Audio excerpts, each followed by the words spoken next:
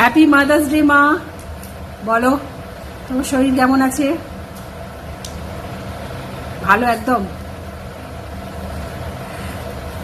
যে সকালবেলায় মায়ের স্নান টান সেরে একদম কমপ্লিট, একদম ফ্রেশ ফ্রেশ হয়ে বসে পড়েছে কুটনো কুটতে। তো মা আজকে কি রান্না বান্না হবে?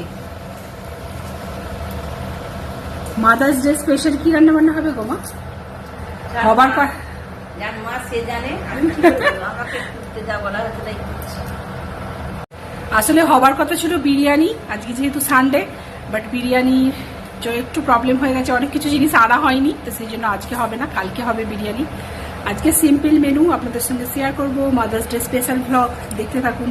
তো আজকে মা কি রান্না হবে? ওই ঝিঙে পোস্ত, তাই তো?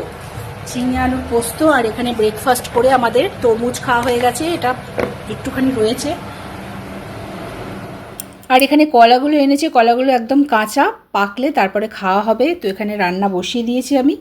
ওই আলু দিয়ে কাকুর শাকের একটা সর্ষে বাটা দিয়ে ঝাল ঝাল হবে, যেটা খেতে ভীষণ ভালো লাগে শুকনো ভাত দিয়ে।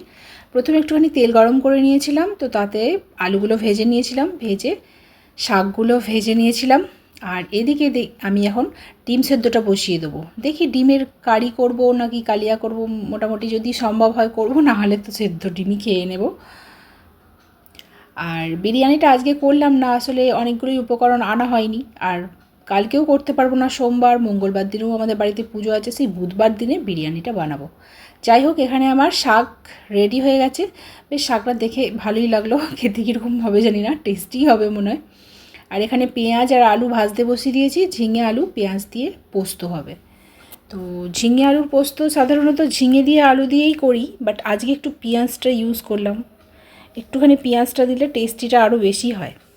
আমি আবার ঝিঙে স্মেলটা ঠিকমতো নিতে পারি না, তো আমার মতো যারা আছেন ঝিঙে খেতে পছন্দ করেন না, তারা এই ঝিঙে আলুর পোস্তর মধ্যে পেঁয়াজটা দিয়ে দেখবেন, অনেকটাই ভালো লাগবে খেতে, যেটা মানে বোঝা যাবে না যে ঝিঙের পোস্ত খাচ্ছি। পেঁয়াজ আলুর পোস্তর মতোই খানিকটা লাগবে। তো যাই হোক, এখানে আমি অনেকটা পরিমাণেই লঙ্কার গুঁড়ো দিয়েছি, বেশ ঝাল ঝাল করে আর কি পোস্তটা করব, তো সেই জন্যেই বাদবাকি যেই পোস্তটা ছিল দিয়ে দিলাম। ফার্স্টে দিয়েছিলাম একটুখানি পোস্ত দিয়ে কিছুক্ষণ ফুটতে দিয়েছিলাম। আসলে পোস্ত ফোটানোর পর যেটা টেস্ট হয় সেই টেস্টই আমার বেশি ভালো লাগে, কেন জানি না। তো এখানে রেডি হয়ে গেছে আমার ঝিঙে আলুর পোস্ত, ওপর থেকে একটু কাঁচা সর্ষের তেল ছড়িয়ে দিলাম, ব্যাস। আর এখন স্নান টান সেরে চলে এসেছি, এখন একটুখানি মুখে মেখে নিচ্ছি সানস্ক্রিন লোশন। আর রান্না করার আগে এটা যদিও মাখাটা দরকার ছিল, আর আমি আজকে একদম ভুলে গেছি। তো যাই হোক, একটুখানি ভালো করে ম্যাসাজ করে নিই, আর সিঁদুরটা পরে নিলাম। ব্যাস হয়ে গেল আমার স্নান করার পর যেটুকু করণীয় কাজ। তো এখনও লাঞ্চ করা হয়নি, লাঞ্চ করব। দেখছিলাম কুল গাছে ফুল এসেছে, কুল গাছে মনে হয় আবার কুল হবে, মানে কি ভালো লাগছে, গরমকালেও কুল খেতে পাবো। দেখা যাক কুলগুলো হয় কি না। আগের বারে তো মাত্র দুটো হয়েছিল, একটা ঠাকুরের পুজোর কাজে লাগিয়েছিলাম, আর একটা তো দেখতে পাইনি।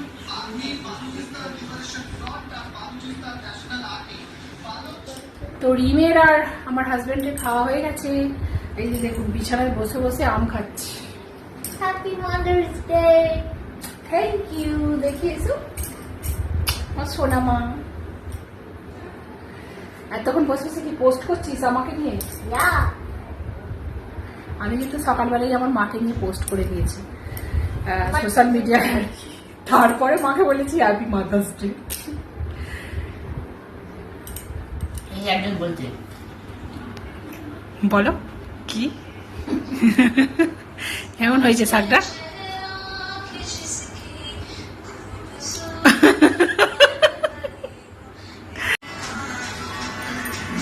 একজন বলছে কতটা ঠিকই বলছে, কাল 2000 তো খুলে গেছে, আর আমাদের 5000-6000 তত খুলে নেই। আর কি জানি হয়তো Thousand years later. এই রিম, রিম উঠে পড়, অনেক ঘুমিয়েছিস, উঠে পড়। সকালে 5টায় উঠেছিস বলে অনেকক্ষণ ঘুম সেরে নিয়েছিস, উঠে পড়। তো অনেকটা টাইম কেটে গেছে, ব্লগটা সেরকম কন্টিনিউ করা হয়নি। একবারে রাতের ডিনার দেখিয়ে দিচ্ছি, রুটি হয়েছে, আর এখানে হচ্ছে লাউয়ের তরকারি, মিষ্টি মিষ্টি করে ঘি গরম মশলা দিয়ে নিরামিষ লাউয়ের তরকারি। এই তো আর কি হয়ে গেল।